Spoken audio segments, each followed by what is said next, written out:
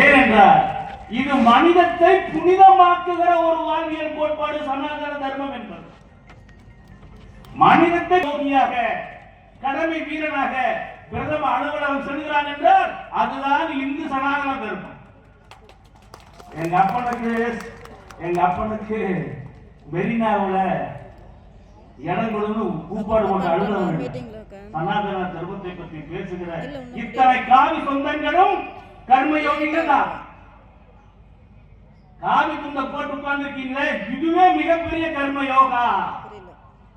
வாழ்விகளை வகுத்து காட்டியவர்கள் இந்துக்கள். கர்ம யோகா கடமையை சரிவர செய்ய, அது நிறைய யோகம் இருக்கிறது. வாழ்வியலே யோகமாய் பார்ப்பார். இத்தனை தர்மத்தை நிலைநிறுத்த வேண்டும் என்றால் உங்களுடைய ஓட்டுக்களை எதிர்வருகிற 2027 சட்டமன்ற தேர்தலிலே இந்த திருட்டு திமுகவுக்கு ஓட்டுக்களை அளித்து தயவு செய்து இந்து சனாதன தர்மத்துக்கு எதிராக வாழ்ந்துவிடக் கூடாது இந்த மக்கள்.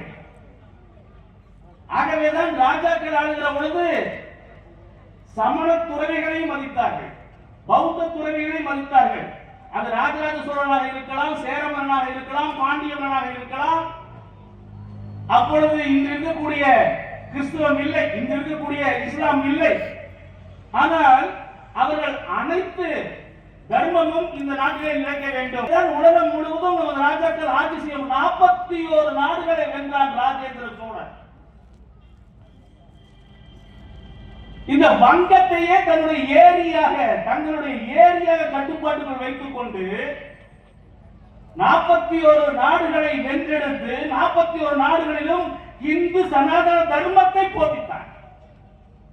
ஆகவேதான் அவங்க அப்ப ராஜராஜ சோழனா இருக்கட்டும், ராஜேந்திர சோழனா இருக்கட்டும், சமண துறவிகள் வாழ்வதற்கும், சமண துறவிகளுக்கு மடப்பள்ளிகள் அமைப்பதற்கும், பௌத்த துறவிகளுக்கு பௌத்த விகாரங்கள் என்று சொல்லப்படுகின்ற பௌத்த மடாலயங்களுக்கும் அவர்கள் நிலதானங்களை வழங்கி மக்களை செறிவாக வழிநடத்த வேண்டும். ஆகவேதான் அப்படி வழிநடத்தினால்தான் உலகில் மனித இனம் நன்றாக இருக்கும், தங்களுடைய ஆட்சியும் சட்டம் ஒழுங்கு நன்றாக நடக்கும் ஆட்சி என்று கருதி அனைத்து சமயத்தையும் சமமாக பார்க்கின்ற அந்த தர்மம் தான் சனாதன தர்மம். இந்த வாழ்வியல் தத்துவத்தை புரியாத ஒரு சிறுவன், ஒரு கூத்தாடி ஓம்போடிலே இருந்து வந்து இங்கு அனாதையாக திருட்டு ரயிலேறி வந்து ரயிலுக்கு காசு கொடுத்து டிக்கெட் எடுக்க முடியாத ஒரு அனாதை வம்சத்திலே இன்று பல லட்சம் கோடிகளை சம்பாதித்திருக்கிறான் என்றால் அந்த திமிரில பேசுகிறான் ராபர்ட் பாடு என்ற ஒரு மந்திரி, முன்னாள் மந்திரி. ராபர்ட் பாடு, எத்தனை பேர் டிஆர் பாடு